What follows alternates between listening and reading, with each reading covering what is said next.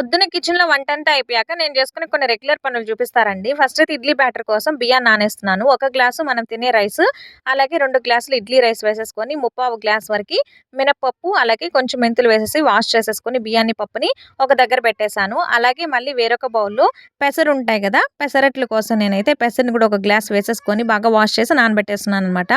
తర్వాత ఇవైతే ముందు రోజు నానబెట్టుకున్న కాబోలి శనగలు వాటిని కూడా కుక్కర్‌లో వేసేసి, ఉప్పు వేసేసి బాయిల్ చేసేసుకుంటున్నాను.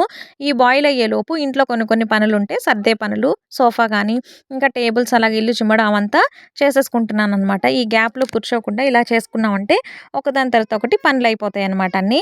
తర్వాత ఉడకబెట్టుకున్న ఈ కాబోలి శనగల్ని తీసుకొని ప్లేట్‌లో ఆరబెట్టేసుకున్నాను.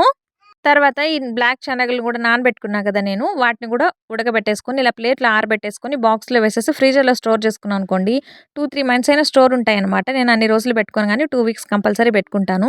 తర్వాత ఇడ్లీ బ్యాటర్ గూడా రుబ్బేసుకున్నాను. తర్వాత పెసరట్ల కోసం అల్లం, పచ్చిమిర్చి వేసేసి, ఆ రుబ్బిన గ్రైండర్‌లోనే వేసేసుకొని రుబ్బేసుకుంటున్నాననమాట.